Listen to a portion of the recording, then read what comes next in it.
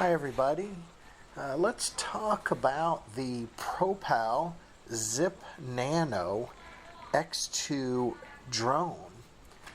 This here is not one of those camera drones. It's more of a little stunt drone, it's a toy, but it's a cool little toy. I got this as a gift, and well, I figured I'd take a look at it with you guys. Well, it has some nice reading materials, instructions, and so forth. It's not cheap. It's not like a translated thing at all. Not like photocopy. You know what I'm talking about. Packaging is not horrible. It's no Ring camera or iPad packaging, but it's all right. Let's see here. Let's take a look at the drone itself. Oh, it's nicely painted. Yeah, it's nice little construction. Nicely engineered. Look at that paint job. Wow, that's cute. That's a fancy little guy. Yeah, I like this thing. All right.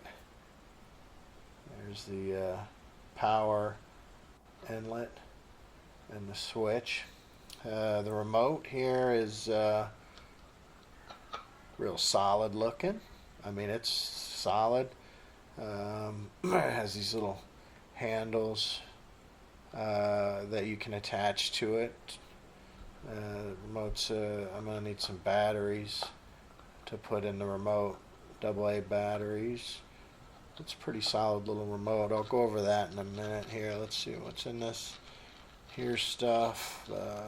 Looks like the charging cord, extra props, screwdriver. Yeah, the nice usual stuff. First thing we're going to need to do is charge this thing. So let's see, the charging port. It's a little bit tricky to get it into the charging port. The instructions say to use a computer for charging instead of an adapter. When you plug it in, there's nothing that lights up. But when it's fully charged, the adapter base will glow red like this here.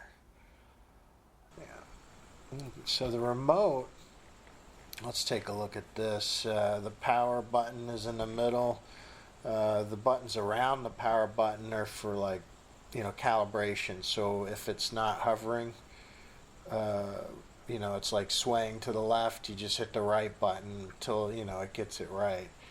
These two buttons, the 3-channel, 4, I don't know if that's channel, if that's what it stands for, but you want it on 4. Because what it does is it lets you have more maneuverability with the drone, lets it bank if you put it on 4. If you put on 3, I don't think you can bank it. So I will go with 4. The top of the remote there has the speed control, the launch. So the speed control also lights up on the front of the remote here. Can't really see it though good. In the light. Alright, so let's go ahead and launch this thing. We're gonna turn the power on. The LEDs light up and they flash when you turn the power on. The front is these white flashing lights, and the back is these red flashing lights. If it's flashing, it's not connected to the remote. So let's power on the remote, and now you can see it's still flashing.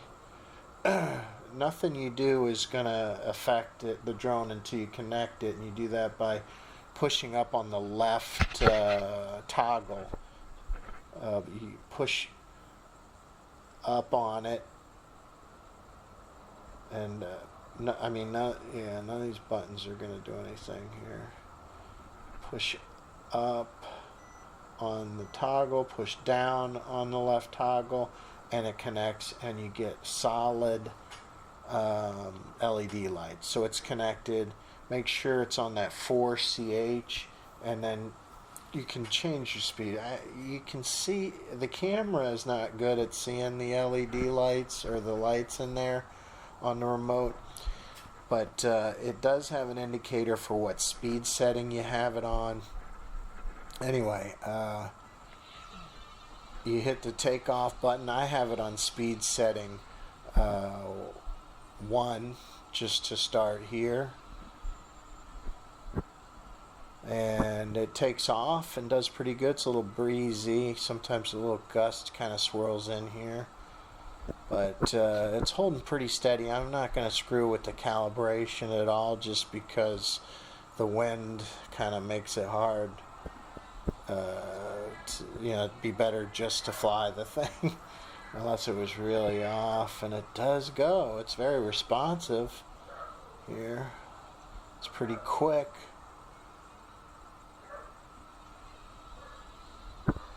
A little gust of wind, guys. I'll take a look at this thing here. And if you don't have it on the 4CH, you have a lot less than maneuverability. Look, just looped it around that pillar. It does respond very well. And it's quick even on this lower speed setting. I don't know what it'll do if I start cranking the speed up. This thing's going to be a rocket ship. But it probably will make it, look at that. I don't want to hit the flips. Let's take a look at this thing up close. I mean, you can see the LEDs real clearly. It flies real nice and stable, even with the breeze hitting it if you hold it steady. I mean, the breeze hits it and knocks it around. You can see the LEDs real nice and clear, even in the day, which is good, so you know which way is the front. Thinking here I'm going to turn up the speed a little bit. I would try to do a flip or something, but I'll probably wreck. I got to practice a little bit, but let's look at that thing go.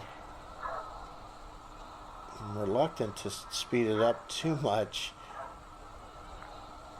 because it goes so fast even with this speed, and I'm not in a real big area where the trees are, a little bit tricky with the gusts and stuff. I mean, it's not the end of the world if it hits a tree, but if it drops into the pool, that probably not great.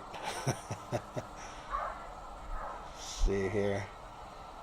Yeah, the water doesn't seem to affect it at all. I mean, just hovering right over the water. Nothing. Just the breeze hitting it. Thing's actually pretty easy to control.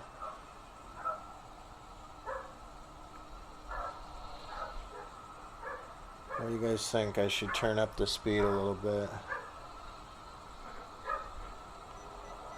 Alright, let's turn it up and just see how we go. Dang, it's fast. Ooh. Jeez, this thing goes. It buzzed the tree. Let's go a little faster. It's like...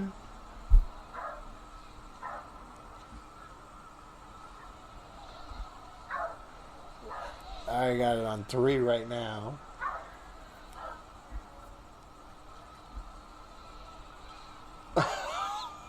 Oh, look at it.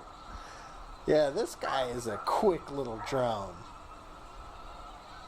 I gotta bring it out to the park and see what it can really do, and then maybe try to do some of the stunts. But it's a nice little drone. I got the second one too. I was gifted 2 of them, and I'll bring my son out to the park, and maybe I'll do a video with the 2 of us doing a little dog fighting.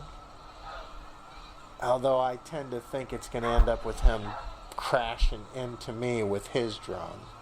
Anyway, I hope you guys enjoyed this. I enjoyed making it. And I'm just glad I didn't crash it during our test flight. Thanks for watching, guys.